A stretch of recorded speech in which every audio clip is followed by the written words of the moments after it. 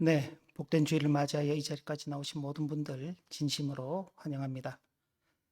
오늘 예배 장소가 변경이 되어서 또 어, 새로운 마음으로 또 예배하게 될 것 같습니다. 이제 우리 함께 마음을 모아서 하나님 앞에 예배하도록 하겠습니다. 다 함께 묵도하십니다. 보좌에 앉으신 이와 어린 양에게 성령으로 말미암아 찬송과 존귀와 영광과 능력을 세세토록 돌릴지어다. 하나님은 영이시니 예배하는 자가 영과 진리로 예배할지니라.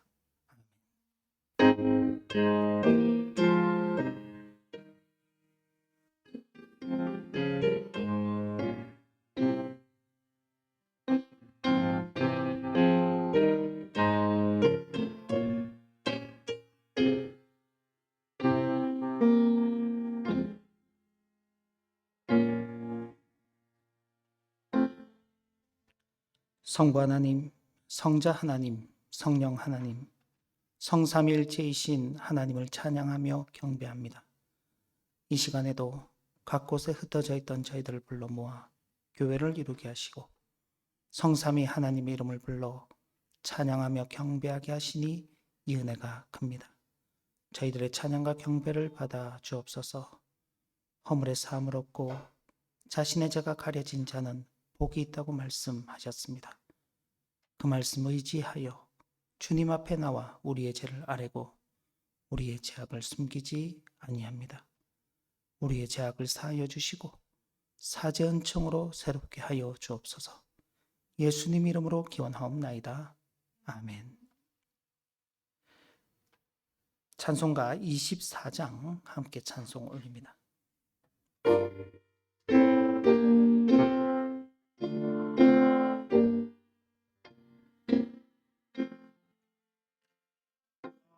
왕 되신 주 다 찬양하여라. 영광과 존귀 주께 돌리세. 하늘 위에 높이 계신 주님, 주님의 말씀 존귀하도다.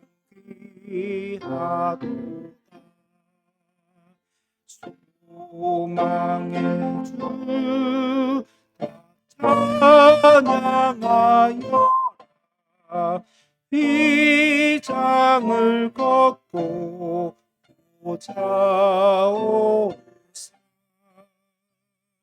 우리 위해 중보 되신 주님, 날마다 은혜 부어주신다. 거룩한 주 다 경배하여라.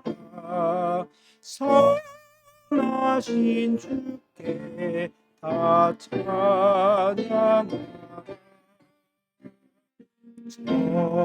전사들도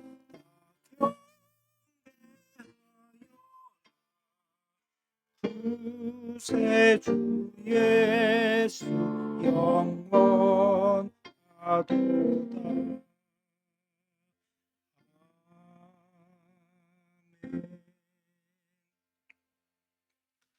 사도신경으로 신앙 고백합니다. 나는 전능하신 아버지 하나님 천지의 창조주를 믿습니다. 나는 그의 유일하신 아들 우리 주 예수 그리스도를 믿습니다.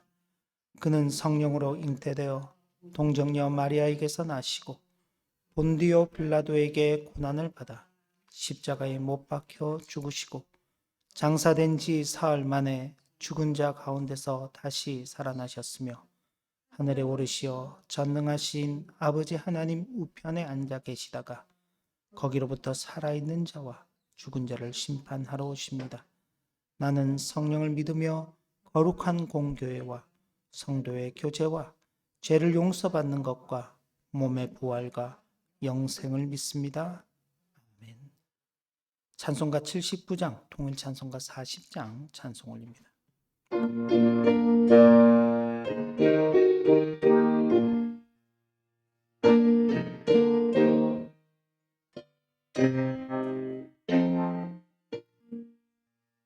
주 하나님 지으신 모든 세계 내 마음속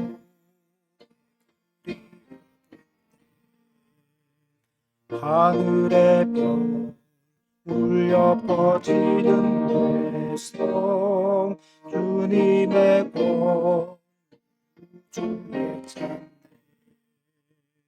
주님의 높고 위대하심을 내 영혼 찬양하네.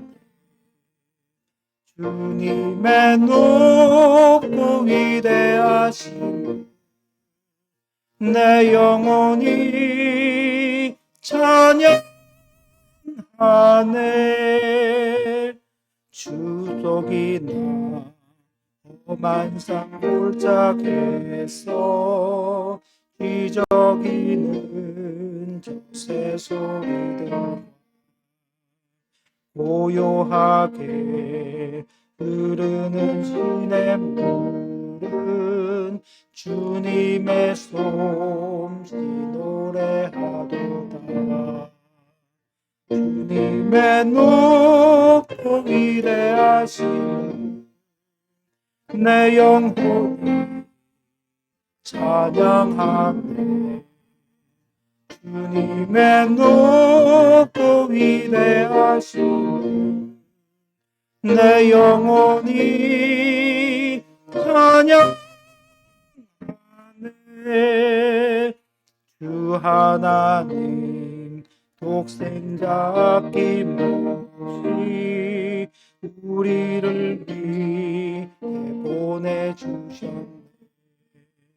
십자가에 피 흘려 죽으신 주 내 모든 죄 대속하신 주님의 높고 위대하신 내 영혼이 찬양하네. 주님의 높고 위대하신 내 영혼이 찬양하네. 내 주 예수 세상에 다시 올 저 천국을 달인 나 겸손히 엎드려 경배하며 영원히 주 찬양하리. 주님의 높고 위대하신 내 영혼이 찬양하네. 주님의 높고 위대하신 내 영혼이 찬양하네.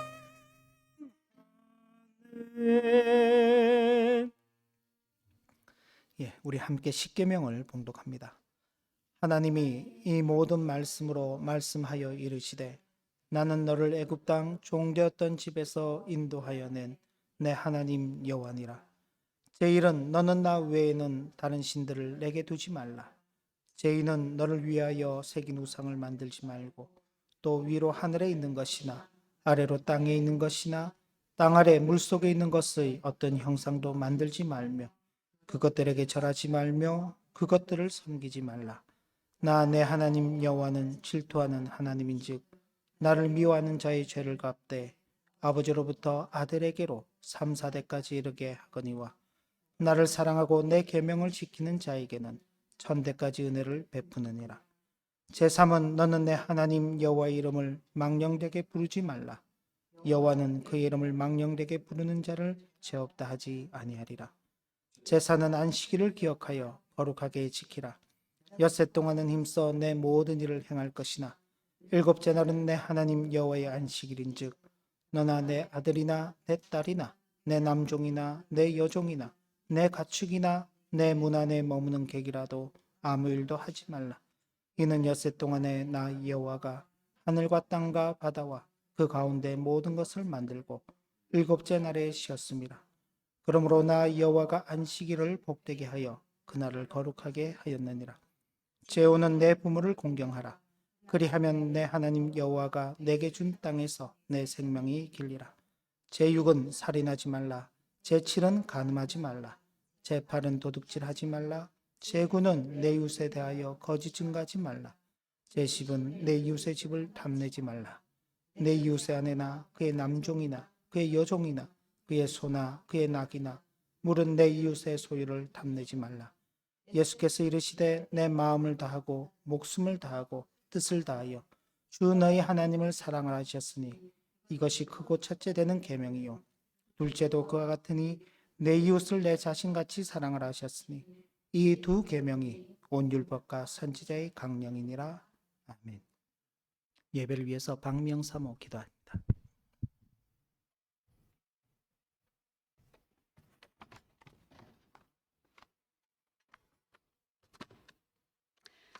하나님 아버지, 오늘도 복된 주일을 허락하시고 복된 자리에 우리를 불러주시니 감사합니다.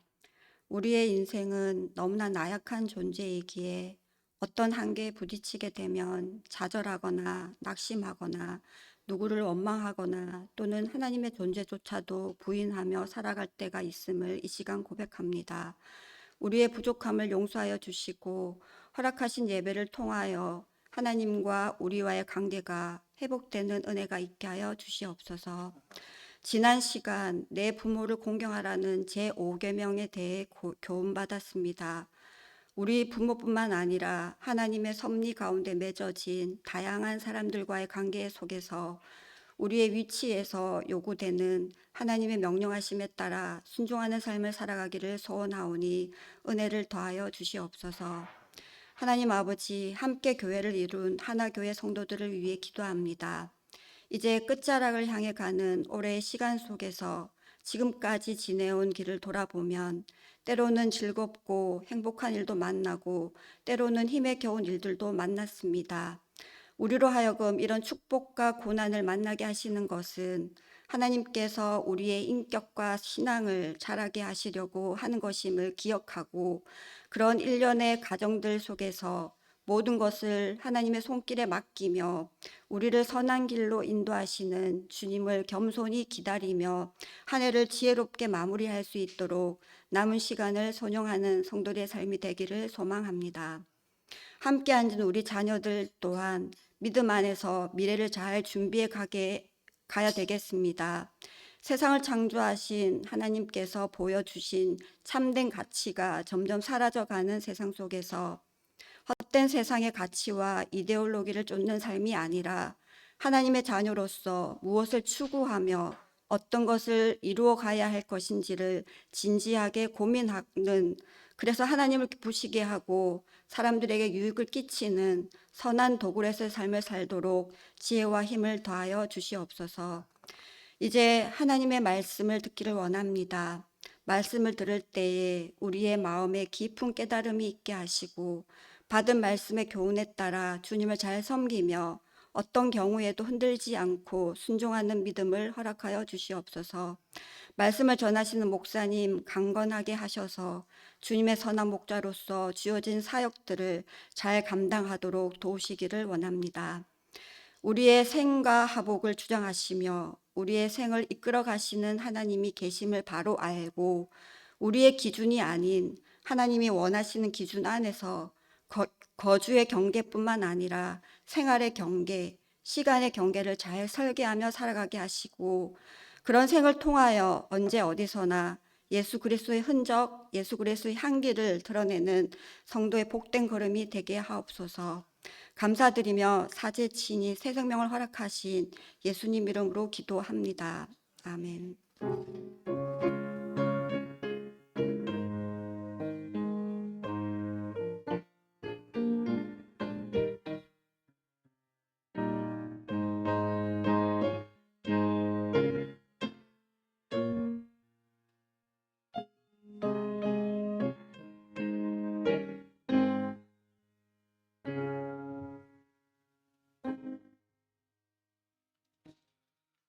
찬송가 50장, 통일찬송가 71장 1절 찬송하면서 준비한 헌금 하나님 앞에 올립니다.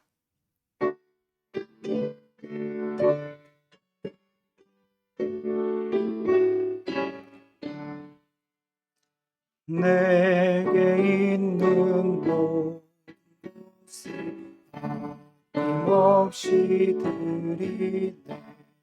사랑하고 의지하며 주만 바라사리 주께 드리네. 주께 드리네. 사랑하는 구주 앞에 모두 드리네. 아멘.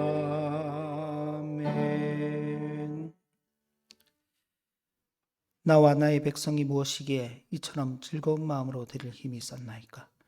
모든 것이 주께로 말미암아 싸우니 우리가 주의 손에서 받은 것으로 주께 드렸을 뿐이니이다. 하나님 아버지, 지난 한 주간 동안도 큰 은혜 가운데 지냈습니다. 먹고 마시고 입을 것을 아버지의 손에서 받아 누렸습니다. 이 시간 받은 것 가운데서 귀하게 구별하여 드립니다. 저희들의 손길들을 받아 주옵소서. 우리가 소유한 모든 것들이 우리의 것이 아니라 아버지 하나님의 것임을 고백하며 11주의 예물을 드립니다. 우리에게 베푸신 크고 귀한 은혜들을 기억하며 감사의 예물을 드립니다. 한평생 성도로 살아가면서 받은 것 가운데서 귀하게 구별하여 드리는 이 일을 기쁨과 즐거움, 감사와 감격으로 잘 감당하며 살게 하여 주옵소서. 우리에게 허락하신 자녀들 함께 이 자리에 있게 하신 것 감사를 드립니다. 저희들의 구별된 삶을 잘 보고 배우게 하셔서 주님 오시는 그날까지 주님을 잘 섬기는 귀한 믿음을 이어가게 하옵소서. 우리의 마음을 담아드리는 이 헌금이 받으실 만한 향기로운 제물이요 하나님을 기쁘시게 하는 것이 되기를 소원합니다. 하늘 아버지께서 그리스도 예수 안에서 영광 가운데 그 풍성한 대로 우리의 모든 쓸 것을 채우시길 기대합니다. 어렵고 힘든 일들이 있을지라도 좌절하지 않게 하시고 아버지 하나님 앞에 모든 것을 맡기며 주께서 주시는 그 쉼으로 참된 안식을 누릴 수 있는 우리의 걸음이 되도록 인도하여 주시고 항상 기뻐하며 감사하며 기도하는 신실한 성도의 삶을 살아가도록 은혜 베풀어 주옵소서. 예수님의 이름으로 기도 올리옵나이다. 아멘. 하나님의 말씀 함께 봅니다. 하나님의 말씀은 출애굽기 20장 13절 말씀입니다. 출애굽기 20장 13절 아주 짧은 말씀이죠. 우리 함께 봉독하겠습니다. 살인하지 말라. 복된 주일 맞이하여 이 자리까지 나오신 모든 분들 진심으로 환영합니다. 이제 제 6계명을 살펴보는 시간입니다. 5계명부터 10계명까지는 사람과 사람 사이에서 지켜야 할 규례에 대한 말씀입니다. 그러나 그 앞에 수식어가 하나 들어간다고 했습니다. 그냥 사람과 사람 사이의 관계가 아니라 하나님 앞에서 사람과 사람이 어떻게 관계를 유지하고 살아가야 할 것인지, 그 첫 번째로 주어진 말씀이 내 부모를 공경하라라는 말씀이었습니다. 부모라는 그 관계를 통해서 모든 인간관계들이 확장되고 그 속에서 우리가 마땅히 하나님의 말씀에 따라서 순종하는 그 삶을 살아가는 것. 그래서 서로가 서로를 존중히 여기고 각자 자기에게 주어진 그 역할들을 잘 감당하게 될 때 그 사회가 좋은 인간 사회가 되는 것입니다. 그리고 여기 또 하나 오늘 말씀을 덧붙여 주시는데 바로 살인하지 말라라는 말씀입니다. 제가 이제 이 10계명과 관계해서 여러 책들을 이렇게 참고하기 위해서 살펴보던 중에 그래도 가장 간략하면서도 정확히 의미를 잘 전달하도록 정리되어 있는 것은 하이델베르그 교리문답이었습니다. 우리가 지난 여름까지 하이델베르그 교리문답을 공부했었는데 하이델베르그 교리문답에 보면 6계명에 대해서 이렇게 우리에게 말씀해 주고 있습니다. 자, 보시면 하나님께서는 살인하지 말라는 계명을 통하여 우리 스스로든 아니면 다른 사람을 통해서든 행동은 물론 생각과 말과 심지어 몸짓으로도 우리의 이웃을 욕되게 하거나 미워하거나 상처를 주거나 죽이지 않고 모든 복수심을 버리는 것이며, 더 나아가 나 자신을 해치거나 고의로 위험에 노출시키지 않는 것을 요구하신다. 그리고 이를 지키도록 하시기 위하여 국가 통치자에게 칼, 힘, 권력을 허락하셨다. 그러니까 살인하지 말라는 계명은 우리 스스로에 대해서도 해당이 되는 것이고 다른 사람에게도 해당이 되는 것입니다. 근데 이제 살인하지 말라라는 것은 그냥 그 사람을 해치는 정도뿐만이 아니라 어떤 실질적인 가해를 가하지 않더라도 여기 보면 행동은 물론 생각과 말과 심지어 몸짓으로도, 여기 몸짓은 이제 뭐 눈짓일 수도 있죠. 쳐다보는 그 시선이 굉장히 사람을 무시하고 경멸하고 이런 시선으로 바라보게 된다면 그것이 곧 살인하는 것과도 마찬가지로 그렇게 여겨지는 것입니다. 이웃을 욕되게 해서도 안 되는 것입니다. 미워해서도 안 되고 상처를 주거나 죽여서는 안 되는 것이다. 복수심도 버려야 한다. 그리고 나 자신을 고의로 해치는 일들도 해서는 안 된다. 그리고 위험에 스스로를 노출시키는 것도 안 된다. 하나님께서 이걸 위해서 공권력을 허락하셨다. 그렇게 말씀하고 있습니다. 하나님께서는 살인하지 말라는 계명을 통하여 직접적인 살인에 대해서만 금지하는 것이 아니라 시기, 미움, 분노, 복수심 등 살인의 뿌리가 되는 것에 대해서도 하나님께서는 혐오하고 계신다. 우리는 계명이 이게 딱 그 문자 그대로 우리에게 주어져 있잖아요. 살인하지 말라. 그러니까 그 살인하지 않으면 나는 그 계명을 지켰다라고 말할 수 있는데, 하나님께서는 그 살인의 뿌리가 되는 모든 것들을 싫어하신다. 왜냐하면 그것으로부터 모든 것들이 나오기 때문에 그렇습니다. 그래서 이 모든 것들을 다 살인으로 여기신다는 것을 가르쳐 주시는 것입니다. 또한 하나님께서는 살인하지 말라는 계명을 통하여 사람을 죽이지 않으면, 미워하지 않으면 그만인가? 그렇지 않고 이웃을 우리 자신과 같이 사랑하고, 우리가 방금 전에도 십계명을 봉독하면서 십계명의 10가지 계명을 다 봉독하고 난 다음 마지막 우리 주님께서 가르치신 그 계명에 압축되어 있는 내용도 함께 고백했습니다. 하나님을 사랑하고 이웃을 내 몸과 같이 사랑하라. 이것이 선지자의 계명이요 율법이다라고 그렇게 말씀하셨죠. 이웃을 우리 자신같이 사랑하는 것, 그것이 살인하지 않는 것이다. 그리고 이웃에 대해서 인내하고 화평하고 온유하고 자비하고 모든 친절을 이웃에게 보이며 할 수 있는 만큼 이웃들을 악으로부터 보호하며 심지어 원수에게도 선을 행할 것을 명령하신다. 이 이제 살인하지 말라라는 계명에 담겨져 있는 포괄적인 의미입니다. 이걸 조금 더 세분화시켜서 이 살인하지 말라는 계명에 담겨져 있는 하나님의 뜻이 무엇인가? 첫째는 하나님께서 우리에게 창조와 구속의 원리 아래에서 이 사람을 대하면서 살아가야 한다는 것을 가르쳐 주시는 것입니다. 하나님께서 처음 사람을 창조하실 때 먼저 흙으로 그 몸을 만드셨습니다. 근데 그 몸만 가지고는 사람이 살지 못하죠. 생기가 없음을 보시고 하나님께서 그 만들어져 있는 육체에 하나님께서 생기를 불어넣으시고 그가 생명이 있는 존재가 되게 하셨습니다. 하나님께서 몸을 주시고 그 생명을 주셨는데 그 주신 몸과 생명이 사람에 의해서 움직여지도록 하셨습니다. 하나님께서 우리를 하나님께서 원하시는 대로 만들어 가시는 게 아니라 하나님께서는 만들어 놓으시고 그 다음부터는 우리가 스스로 존재하며 살아갈 수 있도록 하나님께서 우리 몸을 우리가 사용할 수 있도록 허락해 주신 것입니다. 그렇기 때문에 우리는 바로 이 하나님의 창조하심 가운데에서 생명을 얻고 그 생명을 누리며 사는 자들입니다.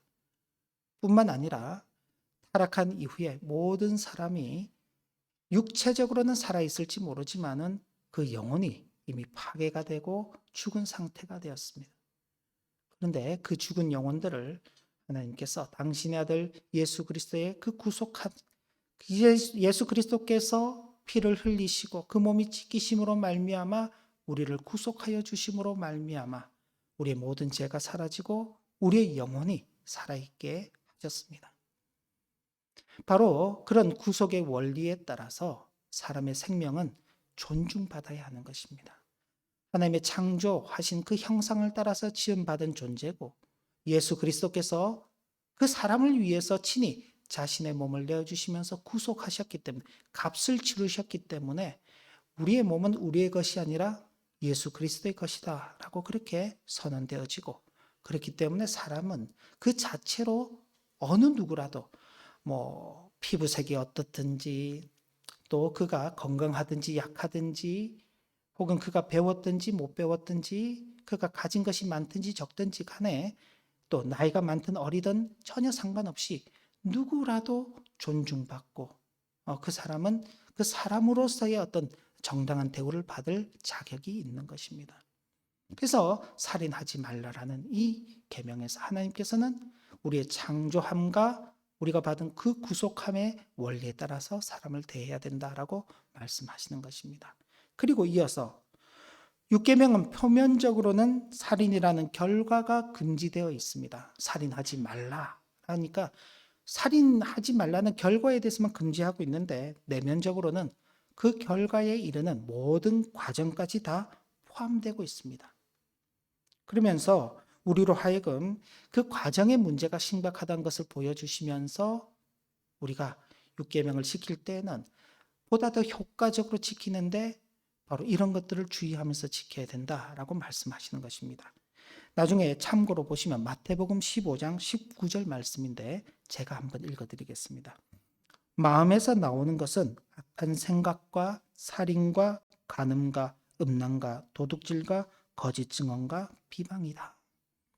이 지금 나오는 것은요. 이 다 마음으로부터 나오는데 그 중에 살인도 있는 것입니다. 그러니까 사람이 누군가를 죽이게 될 때에 살인이라는 것을 하게 될 때 우발적으로 살인하는 경우는 굉장히 드뭅니다.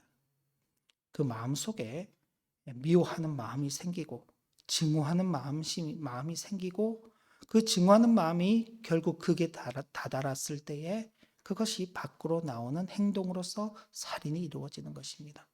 미워하는 마음이 없는데 사람을 죽일 수는 없는 것입니다. 그러니까 우리는 미워하는 그 마음 자체로부터 살인이 출발하고 있기 때문에 하나님께서는 그 과정 속에 미워하는 마음을 갖는 것 그 자체도 하나님께서는 제약시하는 것입니다. 그러므로 살인이란 결과에 이르지는 않지만 하나님께서 그 과정 속에서 일어나는 모든 죄들에 대해서도 그 우려하시고 심각하게 보시고 실제 살인과 같이 하나님께서 동일하게 취급하신다고 말씀하시기 때문에 우리는 살인이란 결과에 가지는 않지만은 그 과정에서 만나게 되는 미움, 시기, 질투, 복수심과 같은 그 모든 것들에 대해서 삼가 조심해야 하는 것입니다. 그래서 혹시라도 사람과 사람 사이에 갈등이 생길 때에는 빨리 화해해야 하는 것입니다. 또 자기가 양보할 일이 있으면 빨리 양보하는 것입니다. 주님께서는 이런 말씀을 통해서 너희가 대접받기를 원한다면은 너희가 남에게 대접받기를 원하는 대로 남을 대접하면서 살아야 된다. 우리가 이제 그런 마음을 가지고 산다면은요, 정말 참 사람 사이의 관계가 순간적으로 오해가 생기고 갈등이 생길 수 있지만은 그러나 그 문제를 빨리 해결할 수 있는 것입니다. 그래서 한자로는 역지사지도 있고요, 그죠?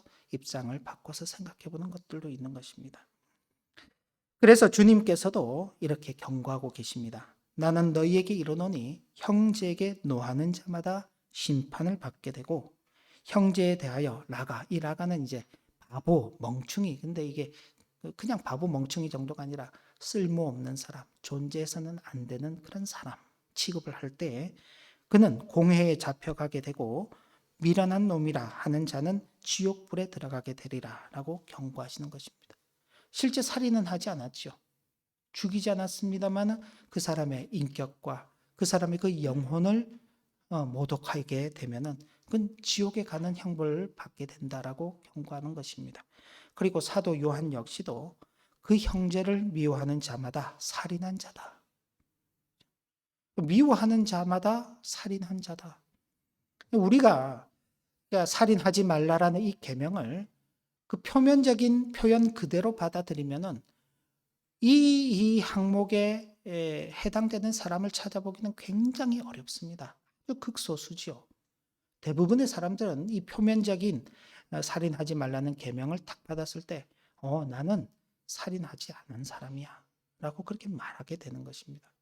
그런데 여기 이제 이 사도 요한의 그 교훈처럼 미워하는 자마다 살인한 자다라는 이 말씀을 딱 맞닥뜨리게 되면은요, 거기서는 우리가 자유롭지 못한 것입니다. 부부 싸움을 하게 되더라도 부부 간에 미움이 생기죠. 그럼 이미 이제 살인하게 되는 것입니다. 우리는 아무렇지 않게 미워하게 되는데 성경은 그것이 살인한 자다. 그러면서 더 우리에게 무서운 말씀을 하고 있는데, 그 살인한 자마다 영생이 그 속에 거하지 아니하는 것을 너희가 아는 바다. 그러니까 하나님의 영원한 생명을 누릴 자격이 없는 자다라고 그렇게 증거하고 있는 것입니다. 근데 성경은 여기에서는 또 멈추지 않습니다. 우리 주님께서 또 이렇게 말씀하십니다. 이 말씀 마태복음 5장 44절부터 48절까지 좀 길지만 우리 같이 한번 읽어보겠습니다. 나는 너희에게 이르노니 너희 원수를 사랑하며 너희를 박해하는 자를 위하여 기도하라.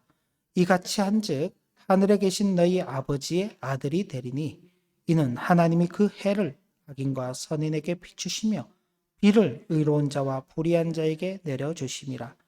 너희가 너희를 사랑한 자를 사랑하면 무슨 상이 있으리요? 세리도 이같이 아니하느냐? 또 너희가 너희 형제에게만 무난하면 남보다 더하는 것이 무엇이냐? 이방인들도 이같이 아니하느냐? 그러므로 하늘에 계신 너희 아버지의 온전하심과 같이 너희도 온전하라.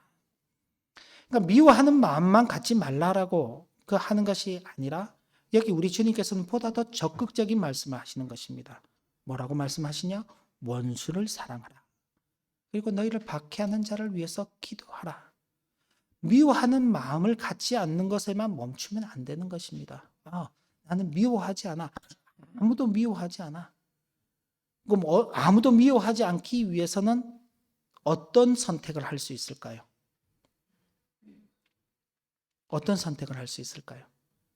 그러니까 모든 인간관계를 끊으면 되는 것입니다.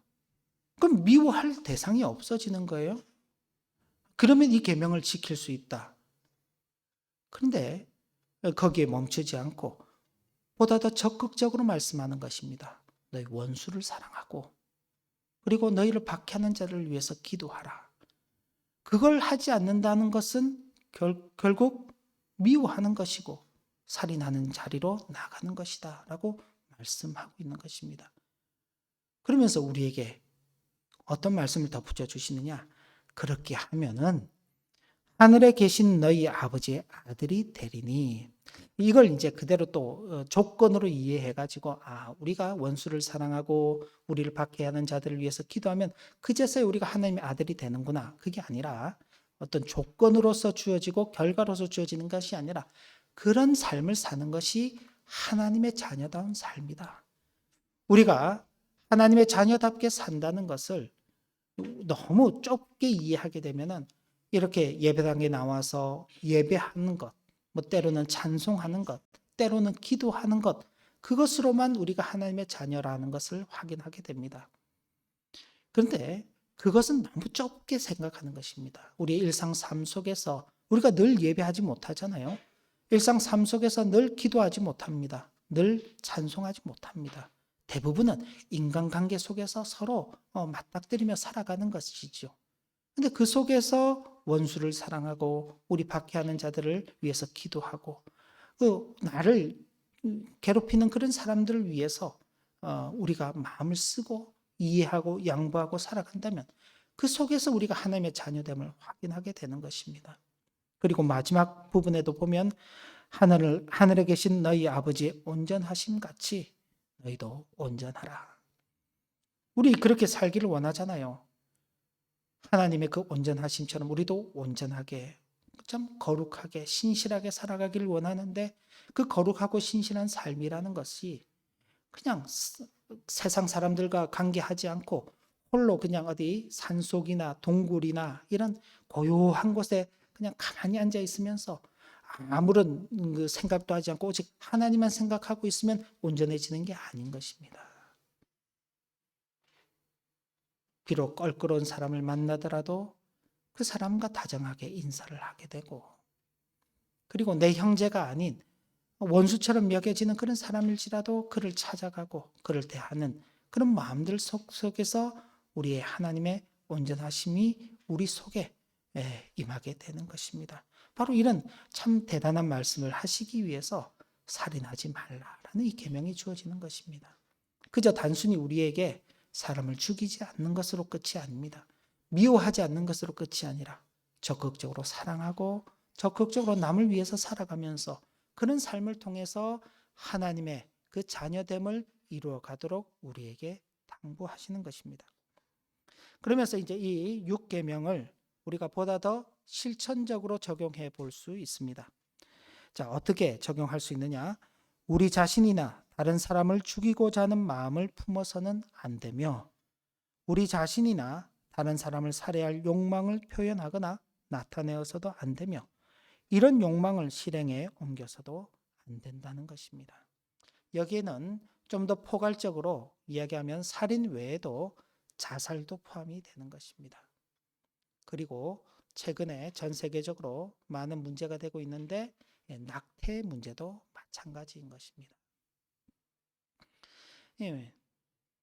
바깥의 동물들을 함부로 죽이면 안 된다라고 그렇게 말하죠. 왜?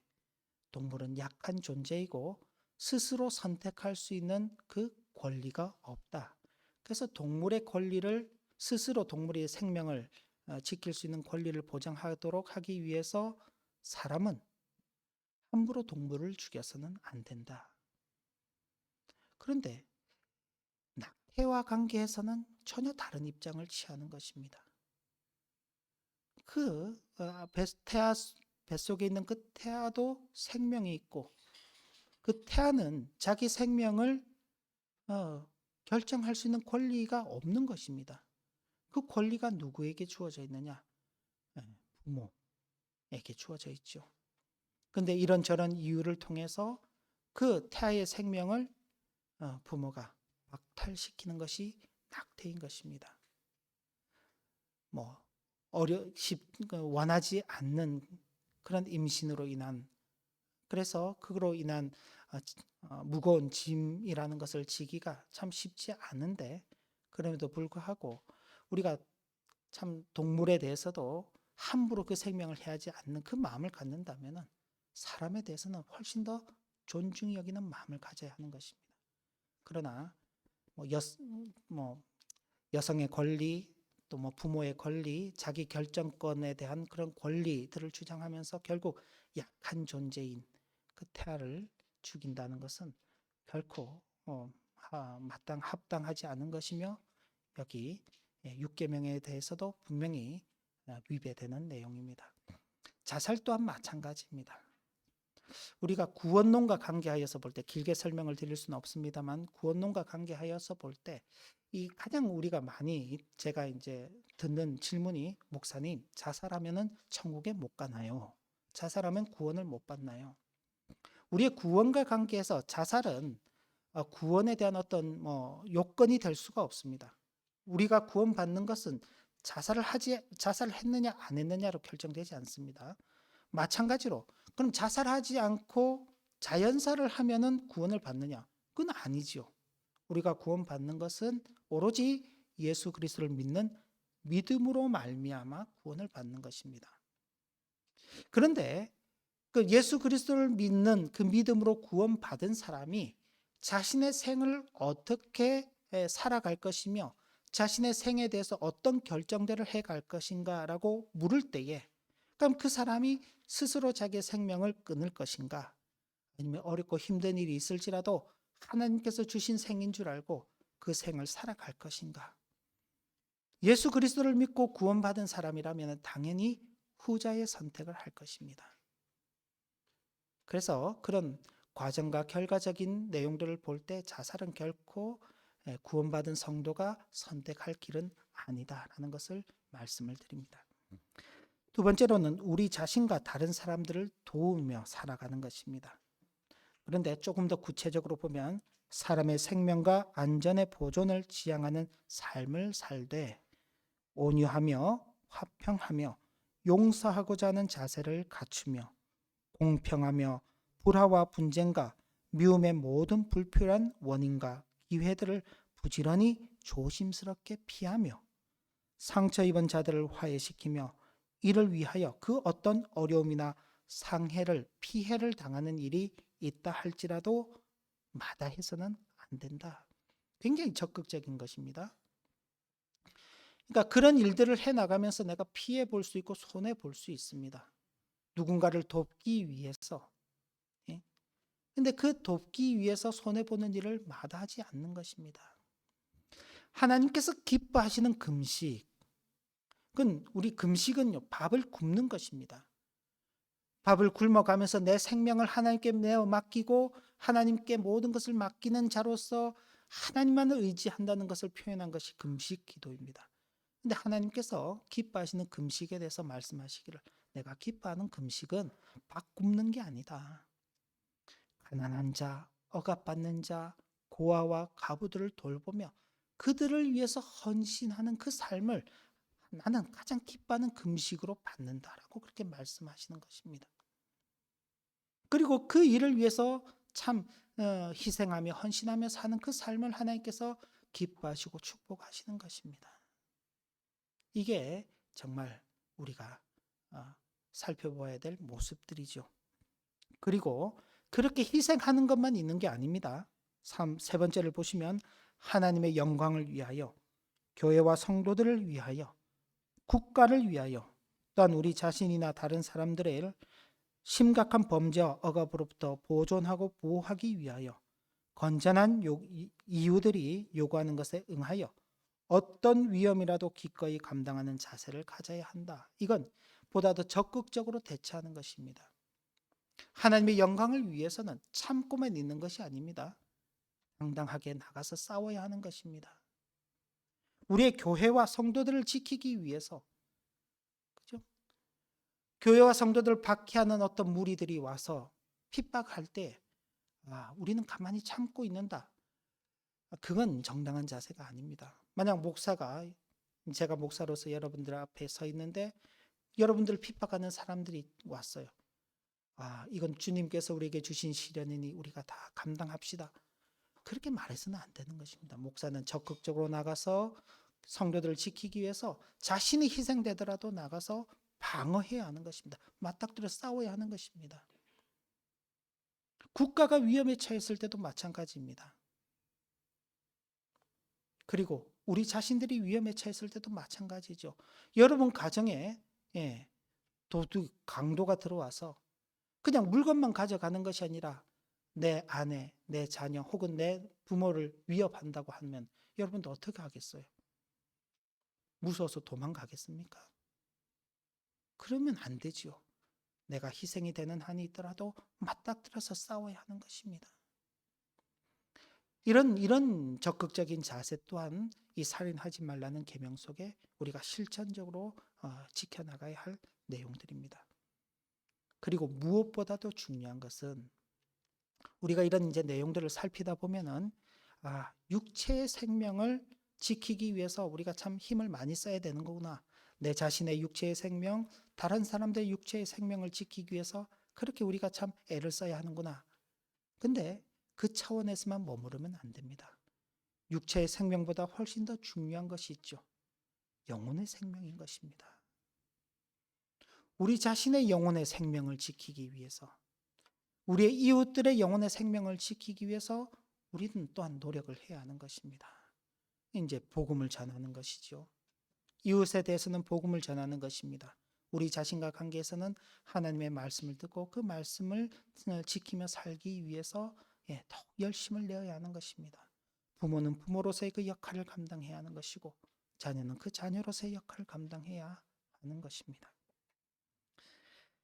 하나님의 형상을 따라 지음받은 우리 자신들과 또 우리의 이웃들이라는 사실을 기억하면서 항상 서로 존중하고 사랑하는 이 기본적인 자세를 잘 갖추어 가야 할 것입니다. 항상 기억하시기 바랍니다.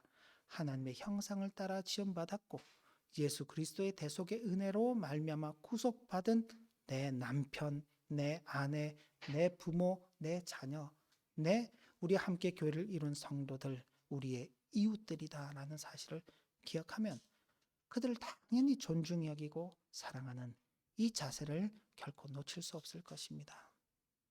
사람의 생명을 해치지 않았다는 소극적인 자세에 머무르지 말고 사람의 생명을 살리는 적극적인 자세를 실천하는 우리 교회, 우리 성도님들 되시기를 진심으로 기원합니다.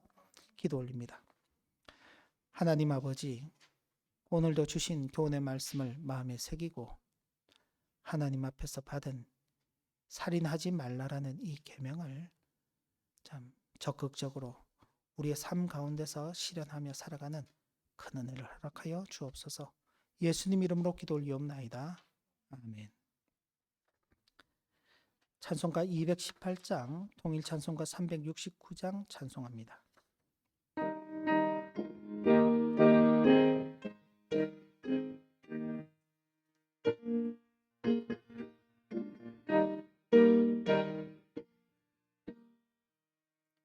내 마음과 정성을 다하여서 주 너의 하나님을 사랑하라. 내 몸을 아끼고 사랑하듯 형제와 이웃 사랑하라.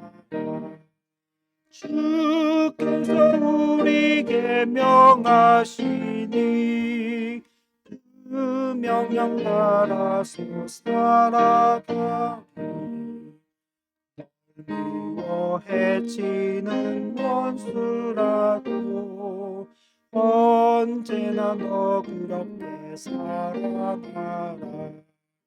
널 핍박하는 자 위에서도 신실한 마음을 보이라. 주께서 우리에게 명하시니 그 명령 따라서 살아가리. 나 항상 주님을 멀리하고 형제를 사랑하지 못하였다.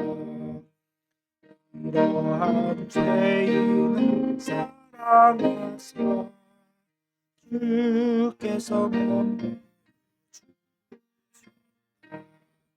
속죄의 큰 사랑 받으니 내 생명 다 바쳐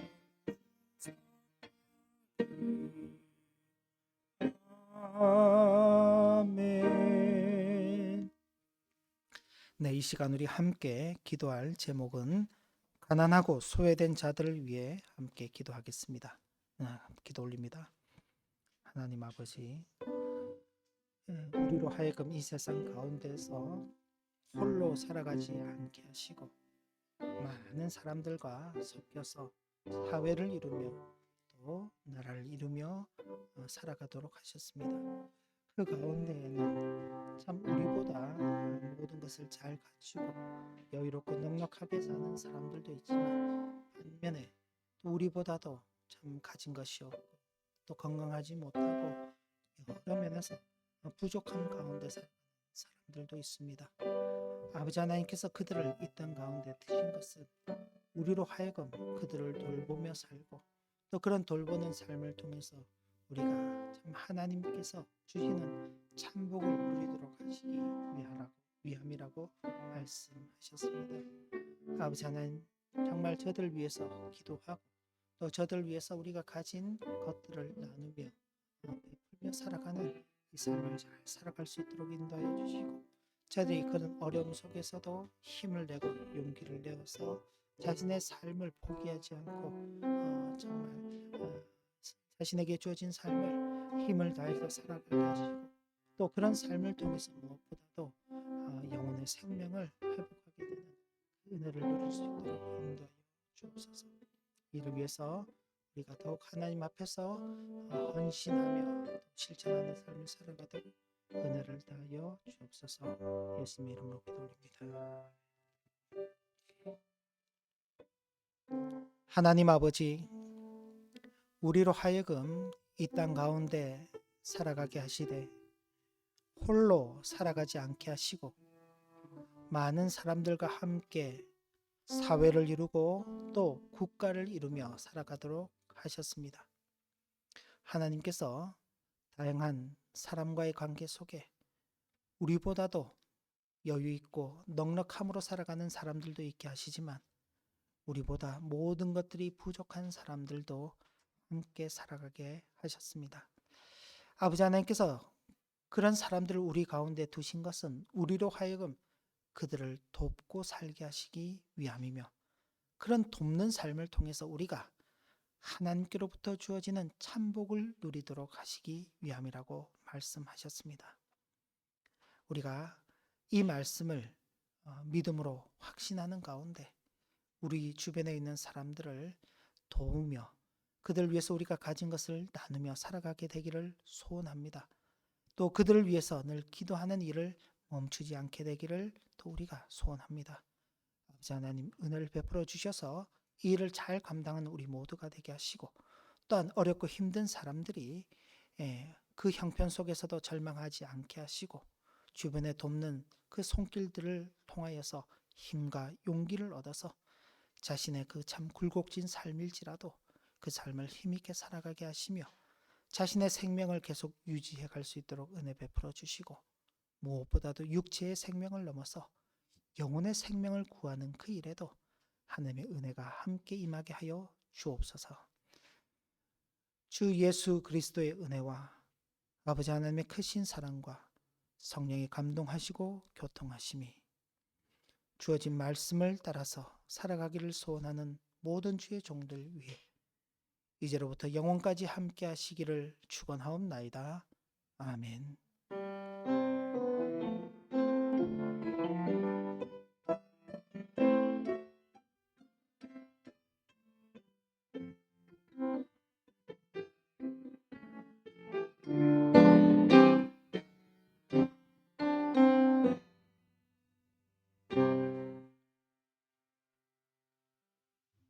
네, 예배를 마쳤습니다. 우리 주위를 둘러보시며 함께 인사 나누시겠습니다. 네, 수고하셨습니다. 네. 네, 각 가정에서 또 온라인으로 참여하신 모든 분들께도 주님의 이름으로 문안을 드립니다. 네, 11월 10분 말씀 읽기 계속해서 에스겔서 후반부를 살펴가고 있습니다. 예, 이제 에스겔서도 이제 얼마 남지 않았는데 에스겔서가 끝나고 나면 다니엘서 말씀을 또 계속해서 살펴가겠습니다. 여러분의 많은 관심 바랍니다. 개인적으로나 가정적으로 어려운 일들이 있으면 꼭 교회를 알려주시고 또 함께 기도하고 또 함께 또 문제들을 해결해 가기를 바랍니다. 이번 한 주간도 교회를 위해서 기도해 주시고 또 목회자를 위해서 기도해 주시고 특별히 이제 날씨가 여기 독일도 조금씩 추워지고 있는데 한국도 더 추워진다고 합니다.